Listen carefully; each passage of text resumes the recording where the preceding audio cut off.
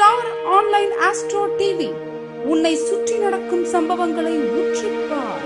நீ யார் என்று உனக்கு தெரியும்.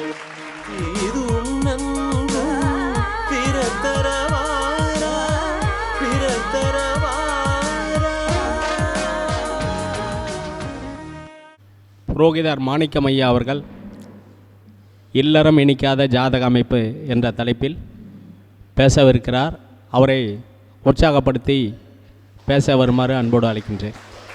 எல்லாம் வல்ல இயற்கை தாயை வணங்கி, எல்லாம் வல்ல எம்பெருமான் ஈசனையும் நாராயணனையும் பிரம்மதேவனையும் வணங்கி,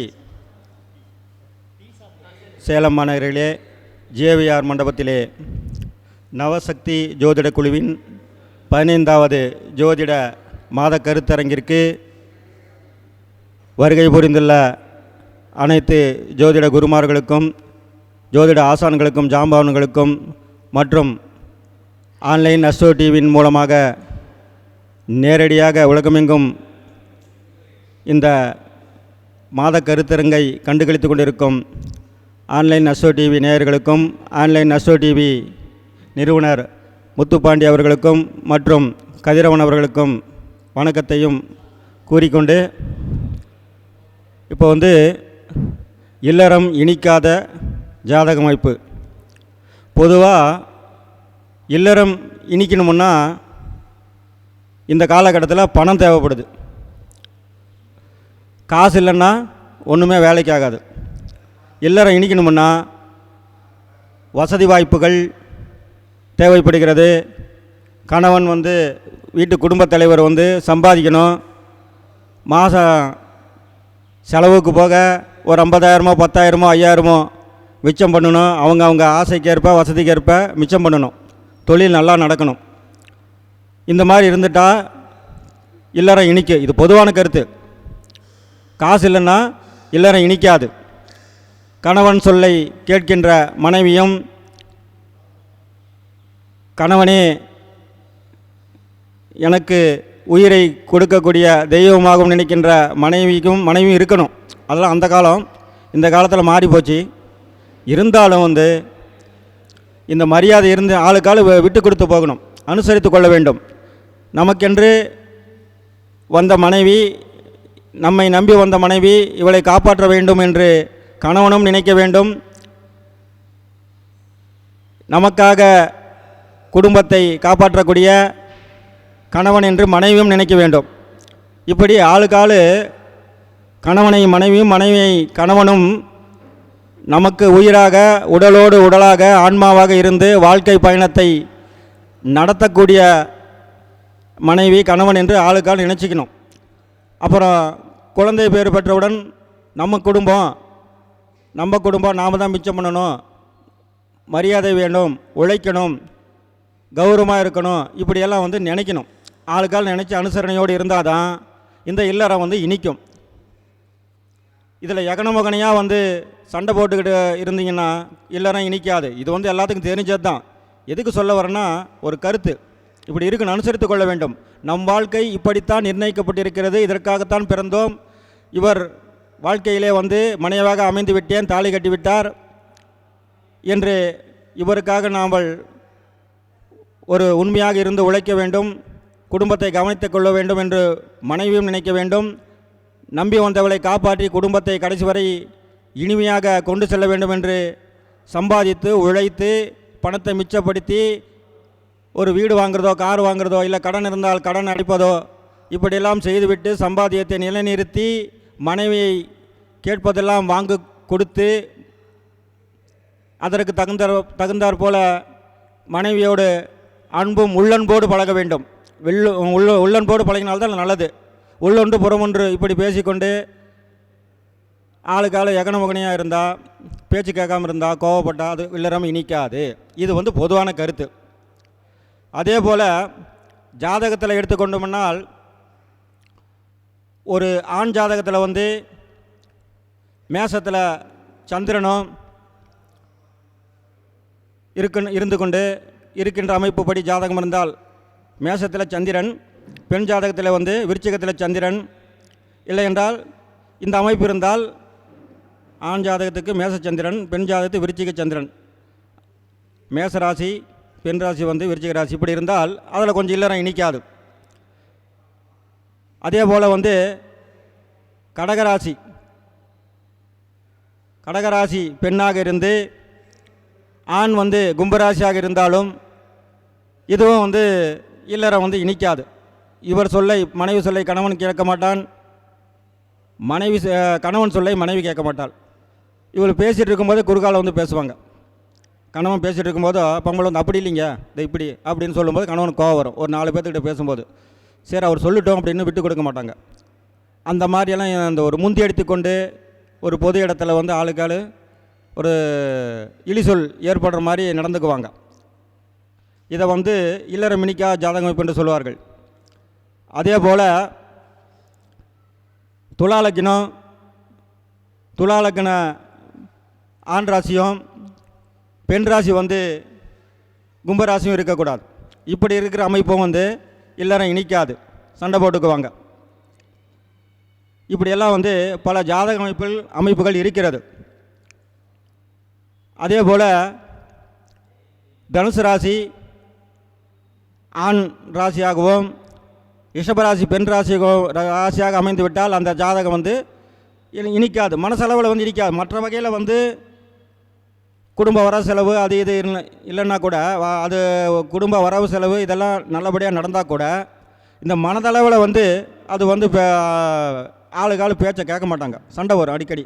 என்ன நீ என் பேச்சை கேட்க மாட்டேங்கிற அப்படின்னு சண்டை வரும். இந்த மாதிரி அமைப்பு ஏற்படும். இதனால் ஒரு காலகட்டத்தில் காலங்கள் அந்த திசாபதிகள் மாறும் பொழுது நேரம் கெட்டு போய் சண்டை போட்டு பிரியிற அமைப்பு கூட வரும்.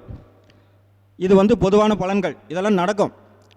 அவங்கவுங்க ஜாதகத்தில் பார்த்து ஆராய்ந்தால் சொல்லலாம் ஓரளவுக்கு. அந்த மாதிரி பல அமைப்புகள் இருக்கிறது. சஷ்டாஷ்டகமாக வரக்கூடாது என்று சொல்லுவார்கள். அதே போல் மகர ராசி ஆண் ராசியாகும், மகர ராசி ஒரு பெண்ணுடைய ஜாதகமாக அமைந்து சிம்ம ராசி ஆண் ஜாதகமாக அமைந்து விட்டால் அதுவும் வந்து ஆளுக்காள் கேட்க மாட்டாங்க. ஏன்னா அந்த புருஷன் வந்து நான் சொல்கிறது தான் பெருசு அப்படிங்கிற கருத்தில் நிற்பார். பொண்டாட்டி வந்து என்ன இவர் பெரிய இதாக பேசுகிறாரு, எங்கள் பொண்டாட்டி சொல்கிறது கேட்க மாட்டார், அனுசரித்து போக மாட்டார். தான் சொன்ன சொல்லு தான் உயர்ந்து நிற்கும், நான் சொன்னது தான் கரெக்டு அப்படின்னு சொல்லுவார். ஆனால் அது வந்து மனைவிக்கு ஒத்து வராது. அதனால் ஆளுக்காள் இந்த மனதளவில் ஒரு அந்த ஒரு காழ்ப்புணர்வு இருந்து கொண்டே இருக்கும். என்ன அப்படின்ட்டு பல குடும்பத்துக்காக குழந்தைகளுக்காக குடும்பத்தை ஓட்டி வந்தாலும் பழகி வந்தாலும் கூட அந்த மனசளவில் அந்த வந்து இல்லறம் இனிக்காமலே இருக்கக்கூடிய அமைப்புகள் ஏற்படும். அதே போல் வந்து பல ஜாதகங்கள் வந்து நட்சத்திர அமைப்புப்படி சரிவராஜ ஜாதகங்கள் இருக்கின்றன, ஒன்றுக்கொன்று வராது. அதாவது வந்து மக நட்சத்திரக்காரங்க ஆணுடைய ஜாதகம் வந்து மக நட்சத்திரம், பெண்ணுடைய ஜாதகம் வந்து ரேவ நட்சத்திரம். இவங்களுக்கு வந்து அடிக்கடி சண்டை வரும். இந்த மாதிரி அமைப்பு வந்து சரி வராது. அதே மாதிரி வந்து பெண்ணோட நட்சத்திரம் வந்து உத்திரட்டா நட்சத்திரம், ஆணோட நட்சத்திரம் வந்து பூர நட்சத்திரம். இதுக்கு வந்து இல்லறம் வந்து இனிக்காது. இந்த மாதிரி ஒரு மனதளவில் வந்து அந்த பேச்சு கேட்காதனால கோபம் இருந்துக்கிட்டே இருக்கும். அதே மாதிரி ஆண் நட்சத்திரம் உத்தர நட்சத்திரம், பெண் நட்சத்திரம் வந்து பூரட்டாதி நட்சத்திரம். இவங்களும் வந்து சரி வராது. அடிக்கடி சண்டை போடுறது, வாய் சொல்லலை வந்து மாட்டிக்கிறது பேச்சை கொடுத்து, இந்த மாதிரி இருக்கும். அதே மாதிரி வந்து ஆணோட நட்சத்திரம் வந்து அச நட்சத்திரம், பெண்ணோட நட்சத்திரம் வந்து சதய நட்சத்திரம். இப்படி இருந்தாலும் வந்து அந்த அமைப்பும் சரி வராது. ஆளுக்காள் சண்டை, வாய்ச்சண்டை முற்றி இல்லறம் இனிக்காமல் போகக்கூடிய அமைப்பு ஒரு காலகட்டத்திலே வந்துவிடும். அதே போல் அசுவினி நட்சத்திரக்காரர்கள், அசுவினி நட்சத்திரத்துக்கு கேட்ட நட்சத்திரம் ஒத்து வராது. இது வந்து கயிறு பொருத்தத்தில் வராது, கயிறு பொருத்தம் வந்து வராது, ரச்சு பொருத்தம் இருக்காது. மனதளவிலும் வந்து ஆளுக்காள் வந்து சண்டை போட்டுக்குவாங்க. இதுவும் வந்து இல்லறம் வந்து இனிக்காத அமைப்பு ஏற்படும். அதே மாதிரி பரணி நட்சத்திரத்துக்கு அனுச நட்சத்திரம், அதாவது ஆண் வந்து பரணியாவோ பெண் வந்து அனுசமாவோ, இல்லது பெண் வந்து பரணியோ ஆண் வந்து அனுச நட்சத்திரமோ இப்படி மாறி இருந்தாலும் கூட அவங்களுக்கும் இதே மாதிரி ஒத்து வராது, கயிறு பொருத்தமும் வராது. அதே மாதிரி வந்து திருவாதிரை நட்சத்திரம், திருவாதிரை நட்சத்திரம் ஆணோ பெண்ணோ இருந்தோ அஸ்த நட்சத்திரத்திலே ஆணோ பெண்ணோ அமைந்து இதை சேர்த்து விட்டால் அங்கே கயிறு பொருத்தம் என்று சொல்லக்கூடிய ரச்சு பொருத்தமும் வராது. சண்டைகள் மனதளவிலே ஏற்பட்டு ஒரு காலகட்டத்திலே பிரியும் அமைப்பும் ஏற்படும். அந்த பிரியக்கூடிய அமைப்புகள் வந்து அவரவர்கள் ஜாதகத்திற்கு ஏற்ப தசாபதிகள் நடக்கும். இல்லை என்றால் 7.5 சனியோ அஷ்டமச்சனியோ இப்படி பலவிதமான ஒரு முக்கியமான காலகட்டங்கள் நடந்து கொண்டு இருக்கும் பொழுது கணவனுக்கு ஒரு தசாபதி நடக்கும், பெண்ணுக்கு ஒரு தசாபதி பொண்டாட்டிக்கு நடக்கும். அந்த காலகட்டம் நெருங்கி இந்த 7.5 சனியிலோ அஷ்டமச்சனியிலையோ சண்டை ஏற்பட்டு இந்த அமைப்பு உள்ளவர்கள் ஒரு காலகட்டத்தில் டைவர்ஸ் வாங்கி கோர்ட் அளவில் கேஸு கோர்ட்டு அப்படின்னு போய் இழுத்து இவங்களுக்கும் வாழ்க்கை விரயமாகி அவமானங்கள் ஏற்பட்டு பல கஷ்டங்கள் ஏற்பட்டு பிரியக்கூடிய சூழ்நிலையும் உண்டு. பிரிந்து கோர்ட்டு கேஸ் போய் கூட அப்புறம் வந்து ஒன்று சேரதும் இருக்குது. அதுவும் அதற்குண்டான அமைப்புகள் இருக்கும். பாரப்பா 12 ஜென்மம் 2 பங்கான முடவன் சஞ்சார நாளில் சீரப்பா சிறை நோய் எம்மை பேதி சிவசிவா ஜலபயமும் பொருட்சேதம் கூரப்பா குடியோட போகச் செய்வான் கொற்றவனே குடும்பத்தில் களவு போகும் வீரப்பா வெகுபேருக்கு கொடியோனாவான் விளம்புகிறேன் புவிதனிலே விளம்பக்கேளே அப்படின்னு புலிப்பாணி ஒரு சித்தர் வந்து இந்த பாட்டு பாடியிருக்காரு. இந்த 7.5 சனி கஷ்டகாலங்கள் வந்து நல்லது நடக்கும். 7.5 சனியில் மங்கு சனி, பொங்கு சனி, ஜென்மச்சனி, விரைச்சனி, கண்டச்சனி இப்படி பலவிதமாக இருக்கிறது. இந்த காலகட்டங்கள் வந்து ஒவ்வொருத்தருக்கு வந்து அந்த காலகட்டம் வந்து லெவலாக போயிடும், அந்த அளவுக்கு பாதிப்பு தராது. ஆனால் இப்போ நாம் மேற் சொன்ன இந்த ஆணுக்கு வந்து அந்த வேத நட்சத்திரம் என்று சொல்லக்கூடிய இல்லறம் இனிக்காத அமைப்புகள் ஜாதகம் நடக்கும்போது இந்த அஷ்டமச்சனியோ 7.5 சனியோ தசாபதிகளோ நடக்கும் பொழுது இல்லறம் இனிக்காமல் போகக்கூடிய ஒரு காலகட்டம் வந்து வந்துடும். இந்த அமைப்புகள் சேர்த்தும் போது கரெக்டாக பார்த்து ஜாதகம் பொருத்தம் பார்த்து சேர்த்திக்கணும். அந்த காலத்தில் இதெல்லாம் பார்க்காம கூட சேர்த்திருக்கிறாங்க. அப்போ வந்து ஒழுக்கம், கௌரவம், தன்மானம், இறை ஒழுக்கம், தன்னம்பிக்கை, குடும்பம், அப்பா சொல்கிற பேச்சை கேட்குறது, அம்மா சொல்கிற பேச்சை கேட்குறது, அண்ணன் சொன்ன பேச்சை இதெல்லாம் வந்து ஒரு இந்து தர்மப்படி வந்து நியாயமாக நீதியாக நேர்மையாக இருந்தாங்க. நாணயம், நியாயம் இதெல்லாம் இருந்தது. தர்மம், நீதிங்கிறதெல்லாம் இருந்தது. இப்போ அது கிடையாது. பணமே பிரதானமாக எண்ணி பணத்துக்காக எதையும் செய்யக்கூடிய அமைப்பு காலகட்டங்கள் மாறி போச்சு. போட்டி, பொறாமை, ஒருவனுக்கு குந்தகம் விளைவிக்கிறது, பொறாமைனே வைத்தறிச்சல் போடுறது இதெல்லாம் இருக்குது. உழைப்பு செய்கிறவன் செஞ்சுக்கிட்டே இருப்பான். ஆனால் உழைப்பு செய்யாதவன் வந்து குறை சொல்லுவான். என்ன குறைன்னா, பார் அவன்லாம் வந்து நிலம் வாங்கிட்டான், வீடு வாங்கிட்டான், கார் வாங்கிட்டான், என்னால் முடியல, நானும் இத்தனை வருஷமாக உழைக்கிறேன் அப்படின்னு சொல்லுவான். ஆனால் அவன் உழைச்சிருக்க மாட்டான். சும்மா உழைக்கிறேன்னு சொல்லிவிட்டு வாயிலே கொண்டு போவான். உழைப்பவனுக்குத்தான் இந்த உலகம் முதலிடம் கொடுக்கும். அது யாராக எந்த துறையாக இருந்தாலும் சரி, இதுதான் உண்மை. சோம்பேறியாக இருந்தால் அது வராது. உழைக்கணும். தன்னால் முடிந்த அளவுக்கு நேரமும் நல்லா இருக்கணும். அதுக்கு தான் ஜாதகம்னு வந்து அந்த காலத்தில் ஏற்படுத்திட்டு போயிட்டாங்க. கால நேரம் சரியாக இருந்தால்தான் நமக்கு யோகா இருந்தால் யோகா வர்றவனுக்கு வந்துட்டு போகுது. உழைப்பை நம்புங்கள். நான் ஏது சொல்ல வரேன்னா, ஜாதகம் பாருங்கள், இந்த பொருத்தங்கள் அது இது எல்லாம் பாருங்கள், கிரகணம் இது உண்மைதான். இருந்தாலும் இந்த காலகட்டங்கள் வரும்போது ஜோதிடர்கள் செய்யக்கூடிய பரிகாரங்கள் பலிக்குதோ பலிக்கலையோ செஞ்சு பார்க்கலாம். இல்லை செய்ய முடியாட்டாலும் இறை நம்பிக்கை வைத்து இறைவனை முழுமனதாக மனதிலே எண்ணி இறைவனிடம் கண்ணீர் மல்கி தன்னுடைய குறைகளை கூறிக்கொண்டு வேண்டுதல் வைத்து செய்துவிட்டு உழைப்பை நம்பணும். அது நடக்கட்டும். ஒரு நல்லது கெட்டதுக்கு ஜோசியர் அணுகலாம். இல்லை நம்பிக்கையெல்லாம் விட்டுருங்க, உழைப்பு நம்புங்க. போட்டி, பொறாமை, இந்த தீயெண்ணங்களை வளர்த்தல் இந்த மாதிரிலாம் இருக்கக்கூடாது. இதெல்லாம் தானாக வரும். இந்த கெட்ட நேரம்னு வரும்போது நல்லவங்க கூட கெட்டவனாக மாறி இந்த கிரகங்கள் மனிதனை வந்து ஆட்டி படைக்கும். இதெல்லாம் பார்த்துட்டு தான் அந்த காலத்தில் ஜாதகம், கிரகங்கள், நட்சத்திரங்கள் இப்படியெல்லாம் வந்து சொல்லிட்டு போயிட்டாங்க. அதனால் இந்த கிரக அமைப்புப்படி பொருத்தம் பார்க்கும்போதோ இல்லறம் இனிக்குமா அப்படிங்கிற அளவுக்கு ஜாதகர்கிட்ட ஒருத்தருங்கிறது 2 ஜோதிடர் 3 ஜோதிடர்கிட்ட நல்லா ஆலோசனை கேட்டு பொருத்தம் பார்க்கணும். இந்த காலத்தில் பொருத்தம் வந்து ஒவ்வொருத்தர் கேட்குறாங்க, எங்கயா பொருத்தம் வந்து 10 பொருத்தம் பார்த்து தான் கல்யாணம் பண்ணோம், ஏன் வந்து சரி வரல, டைவர்ஸ் ஆகிட்டாங்களே அப்படின்னு கேட்குறதும் உண்டு. ஜோதிடம் பார்க்க வராங்க, குறுக்கு கேள்வி கேட்குறாங்க. கேட்டு எப்படியோ ஒரு ஜோசியரை மடைக்கலாம் அப்படின்ட்டு அப்படியே வந்து கேட்பாங்க. அப்படி அல்ல.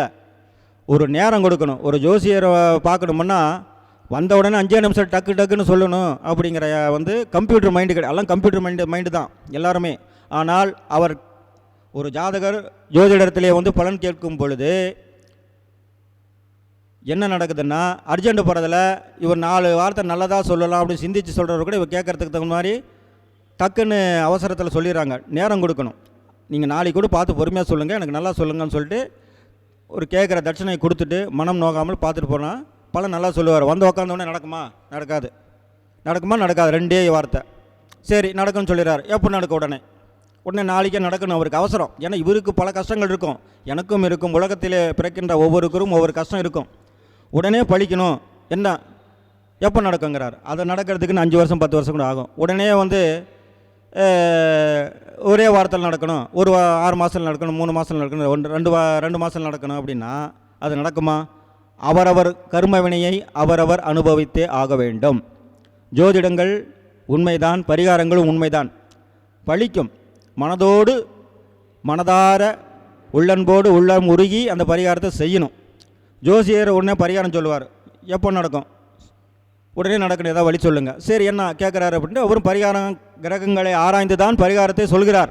அவர் சும்மா வந்து அந்த கோவிலுக்கு போயிட்டு வா, இந்த கோவிலுக்கு போயிட்டு வாலாம் சொல்ல கிடையாது. ஒவ்வொரு ஜோசியரும் இது சொல்லப்பட்டிருக்கிறது நூலிலே, பழம்பெரும் நூல்களிலே சித்தர்கள், யோகிகள், ஞானிகள், முனிகள் இவர்களெல்லாம் சொல்லப்பட்ட அந்த பரிகார முறை. அவர்களெல்லாம் வேலை இல்லாமல் இல்லை, அந்த காலத்தில் வேலை இல்லைன்னு சொல்ல முடியாது. மனம் வெறுத்து போய் ஒரு இறையை எப்படி இந்த உலகம் உருவானது என்று தன்னுடைய புத்தியினாலே ஆழ்ந்த ஞானத்தினாலே உலகத்தை பற்றி ஆராய்ச்சி செய்து கிரகங்களை கண்டுபிடித்தவர்களுக்கு சொல்லாமலே போயிருக்கலாம்.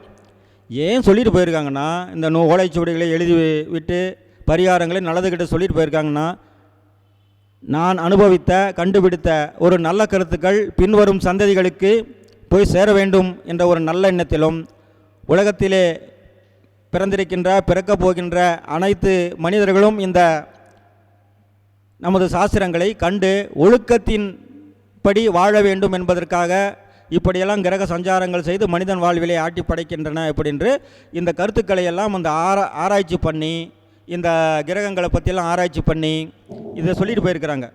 அவங்க வந்து உடனே வந்து மனசுக்கு பட்டதை சொல்லலை, அதெல்லாம் ஆராய்ச்சி பண்ணி இவங்களுக்கு இந்த மாதிரி நடக்குதுன்னு காலங்காலமாக அந்த தவத்திலோ நேர்லேயோ கண்டு ஆராய்ச்சி பண்ணி தான் அந்த கருத்துக்களையும் பரிகாரங்களும் ஜோதிடம் சொல்லிட்டு போயிருக்கிறாங்க. அதனால் இந்த ஜோதிடம் என்பது இந்த இல்லறம் இனிக்கா ஜாதகத்துக்கு வந்து பல வழிமுறைகள் இருக்கின்றன. பொதுவாக எடுத்துட்டிங்கன்னா, இப்போ வந்து ராகு கேது தோஷம்னு சொல்வார்கள், நாகதோஷம் என்று சொல்வார்கள், சர்ப்பதோஷம் என்று சொல்வார்கள். அது வந்து அது இணைக்கிறது நல்லது. செவ்வாய் தோஷத்துக்கு செவ்வாய் தோஷம் அப்படி இணைக்கிறதும் நல்லது. ஒவ்வொருத்தர் பரிகார செவ்வாய் தானே, ஒருத்தருக்கு செவ்வாய் இருக்கும், ஒருத்தருக்கும் செவ்வாய் இருக்காது. அதான் பரிகார செவ்வாய்னு சொல்லுவாங்க. அது இது ஆணுக்கு இல்லை பெண்ணுக்கு வந்து இருக்குது அப்படின்னு இல்லை. செவ்வாய் தோஷம் இணைங்க, தவறு கிடையாது. பொதுவாக வந்து ராகு கேது தோஷம் பார்த்து இணைக்கணும். அவசரத்தில் வந்து ஏனோ தானோ என்று ஜாதகத்தை வேண்டுமென்றே மறைத்து சரி வர மாதிரி மேட்ச் பண்ணி அதெல்லாம் செய்யக்கூடாது. வாழ்க்கை வந்து இனிக்காது, இல்லற வாழ்வு வந்து இனிக்காது. கரெக்டான பொருத்தம் பார்க்கணும். அந்த ராகு கேதுக்கு மேசத்தில் வந்து இப்போ வந்து ராகு கேது வந்து துலாத்தில் இருக்கும். இப்படி வந்து ஒரு பெண் ஜாதகம். ஆணுக்கு வந்து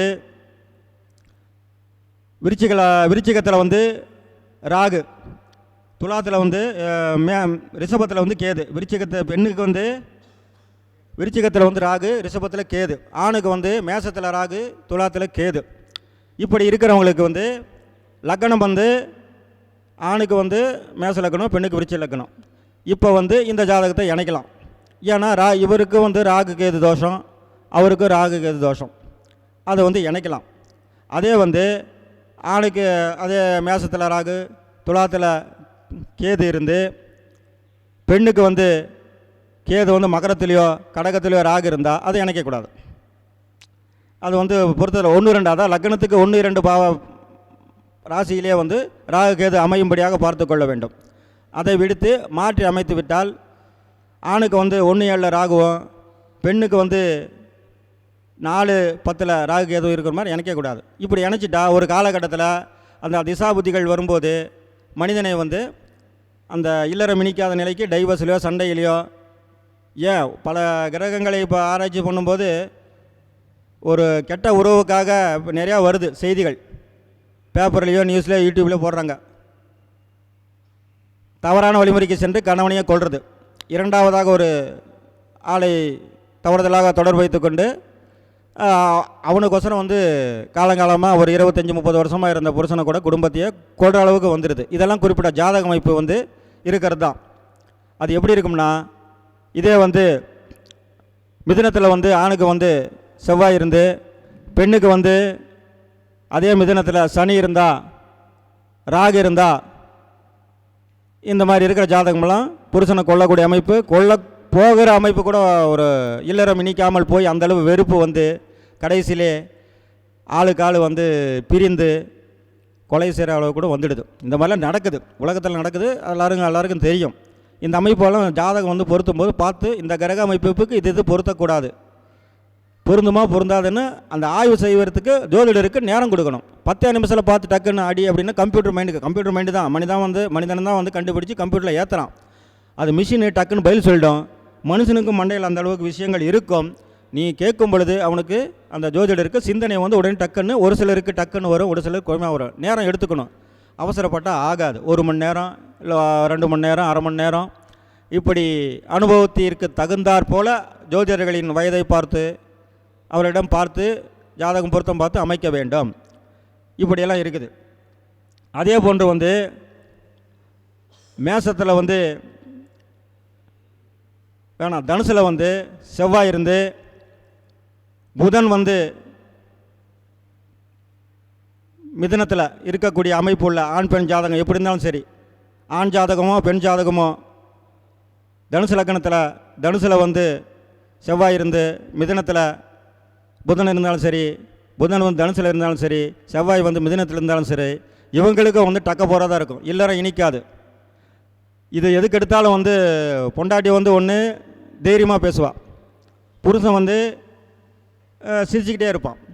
ஒன்று புருஷன் வந்து பயங்கரமாக தைரியமாக அந்த ஒரு முரட்டுத்தனமாக தான் பேசுவான், பொண்ணு வந்து சிரிச்சுக்கிட்டு அனுசரிச்சுட்டு போவா. ஆனால் ஒரு காலகட்டத்தில் ஆளுக்கு ஆள் இது ஒத்து வராமல் போய் வாய் சொல்லுக்கும் முரட்டு சுபாவத்திற்கும் எத்தனை தான் வருஷம் இந்த மனுஷக்கிட்ட நம்ம பொழைச்சாலும் அனுசரிக்க மாட்டார்னு ஒரு காலகட்டத்தில் நான் சொன்ன மாதிரி தான், தசாபதியோ 7.5 சனியோ அஷ்டமச்சனியோ இந்த மாதிரி கெட்ட நேரங்கள், அஷ்டம குருவோ இந்த மாதிரி நடக்கும் பொழுது பிரிந்து போய் விடுவார்கள், ஓடியே போயிடுவாங்க விட்டுட்டு. என்னமோ போ அப்படின்னு சாமியாரை போயிடுவான், இல்லை பொண்டாட்டி வந்து அப்பா வீட்டுக்கு போயிடுவா, இல்லை தவறுதலால் உறவு ஏற்பட்டு அப்படியும் போயிடுவாங்க. இந்த மாதிரியெல்லாம் வந்து இல்லறம் இனிக்காத போகிறதுக்கு இந்த கிரக கூட்டுகள், கிரக அமைப்புகள் ஜாதக கட்டத்திலே ஆராய்ந்து பார்த்து தான் முடிவெடுக்க வேண்டும், திருமணம் செய்ய வேண்டும். ஒவ்வொருத்தர் வந்து திருமணம் ஆகி கொஞ்ச நாள் தான் இருக்கும், ஒரு 10 நாள் தான் இருப்பாங்க, உடனே டைவர்ஸ் ஆகிடும். இதெல்லாம் இந்த மாதிரி கேஸ் தான். அந்த மைண்டு ஒத்து வராது. சரி இப்போல்லாம் கம்ப்யூட்டர் படிக்கிற காலகட்டம், டக்குன்னு புரிஞ்சுக்கிறாங்க பெண்ணும் ஆணும். சரி இவனுக்கு முடிவு எடுத்துறாங்க டக்குன்னு, இவருக்கு நமக்கு ஒத்து வராது, ஒத்து வர மாதிரி நம்ம பாப்பா வீட்டுக்கு போய்ட்டு அந்த பொண்ணு, இவனுக்கு கண்டுக்க மாட்டான், போனால் போயிட்டு போகிறா அப்படின்ட்டு. இதெல்லாம் வந்து இந்த மாதிரி கிரகங்கள் வந்து மனிதனை வந்து அந்த புத்தியை மாற்றிடுது. டக்குன்னு டைவர்ஸ் பண்ணிக்குவாங்க, வேணாம் உனக்கு ஒத்து வராது எனக்கும் ஒத்து வராதுன்னு டைவர்ஸ் பண்ணிக்கிறாங்க. ஆனால் அந்த காலகட்டத்தில் இந்த கிரக அமைப்புகள் இருக்குது. ஆனால் அது காலங்காலமாக கட்டை போய் காடு சேர்ற வரைக்கும் ஒற்றுமையாக இருந்தாங்க. காரணம் என்னவென்றால், அதாவது நான் முன்னாலே சொன்னபடி ஒழுக்கத்திற்கும் நீதிக்கும் நேர்மைக்கும் குடும்பத்திற்கும் பொதுவாக வந்து இந்த சமூகத்திற்கு அக்கம் பக்கம் இருக்கிறவர்களுக்கு பயப்பட்டார்கள், மரியாதையை எதிர்பார்த்தார்கள். இப்போதெல்லாம் மரியாதை எதிர்பார்ப்பதில்லை, பணம் ஒன்று இருந்தால் போதும் எல்லாத்தையும் சம்பாதிக்கலாங்கிற எண்ணத்தில் இருக்கிறாங்க. அதனால் எல்லோரும் நிற்காமல் தான் அதிகமாக போகுது. அதனால் இந்த கிரக வைப்பு பார்த்து தான் நம்ம வந்து முடிவெடுக்கணும். அதே போன்று கும்பலக்கணம் ஆணோ பெண்ணோ அங்கே வந்து செவ்வாய் இருந்து, அதே போன்று சனி வந்து சூரியனில் ஆணுக்கோ பெண்ணுக்கோ இருந்து விட்டால், அங்கே ராகு கேது இருந்து விட்டால் மிகவும் தொந்தரவுக்குள்ளாவார்கள். கல்யாணம் பண்ணி கொஞ்ச நாள்லேயே வந்து அகால மரணத்தில் இருப்பது கணவனோ மனைவியோ. கும்பலக்கணம் லக்னத்திலே வந்து ஆணுக்கோ பெண்ணுக்கோ செவ்வாய் இருக்கும். அதே வந்து சிம்மலக்கணமாக இருக்கும், அங்கே ஆணுக்கோ பெண்ணுக்கோ ராகுவும் கேதுவும் இருக்கும், சனியும் அங்கே இருக்கும்.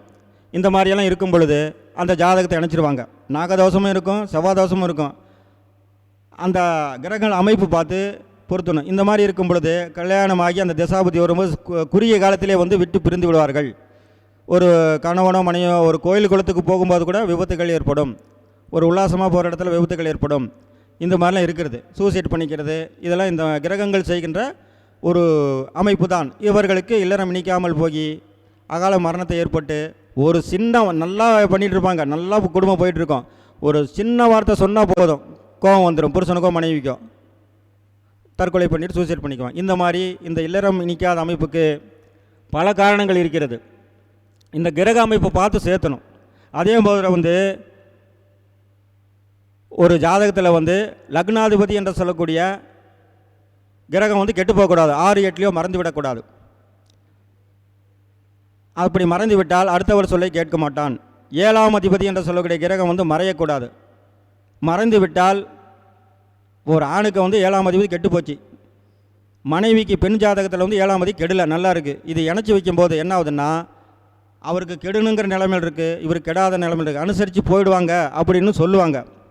ஒருத்தர் கெட்டு போச்சு, ஒருத்தர் நல்லா இருக்குது, பேலன்ஸ் பண்ணிக்குன்னு சொல்லுவாங்க. ஆனால் அது நடக்காது. இந்த மாதிரி தான் கெட்ட நேரம் வரும்போது 2 பேர்த்தையும் கெடுத்துரும். 2 பேர்த்தையும் வந்து லக்னாதிபதி இவர் சொல்ல அவர் கேட்பாரா, அவர் சொல்ல இவர் கேட்பாரா, இதையெல்லாம் பார்த்து ஆராய்ந்து இல்லறம் இனிக்கின்ற ஜாதகமாக பார்த்து இந்த கிரக அமைப்பில் பார்த்து தேர்ந்தெடுக்க வேண்டும். இப்படியெல்லாம் வந்து கிரக அமைப்புகள் இருக்கின்றன. ஆகையினாலே இந்த இல்லறம் இனிக்காத அளவிற்கு இன்னும் பல காரணங்கள் இருக்கின்றன. இன்னொரு முறை நேரம் இன்மை காரணத்தினாலே மீண்டும் அடுத்த மாதாந்த கருத்துங்களே பேசிக்கொள்ளலாம் என்று கூறிக்கொண்டு, எனக்கு வாய்ப்பளித்த நவசக்தி ஜோதிட குழுவின் தலைவர் வேலுசிவா அவர்களுக்கும் மற்றும் ஆன்லைன் அஸ்ட்ரோ டிவியின் உரிமையாளர் முத்துப்பாண்டிய அவர்களுக்கும் கதிரவன் அவர்களுக்கும் என்னுடைய வணக்கத்தையும் நன்றியையும் கூறிக்கொண்டு விடைபெறுகிறேன். நன்றி, வணக்கம். சேலம் ஜோதிடர், வாஸ்து, புரோகிதம் மற்றும் ஜோதிடம் பார்க்கப்படும். என்னுடைய அலைபேசி எண் 93 44 135 108 93 44 13 51 08. நன்றி, வணக்கம். இல்லறம் இனிக்காத ஜாதகம் என்ற அமைப்பில் புரோகிதர் மாணிக்கம் ஐயா ரொம்ப சிறப்பாக பேசியிருந்தார். அவருக்கு ஸ்ரீராமையா பொன்னாடை போத்தி கௌரவிக்குமாறு கேட்டுக்கொள்கின்றேன்.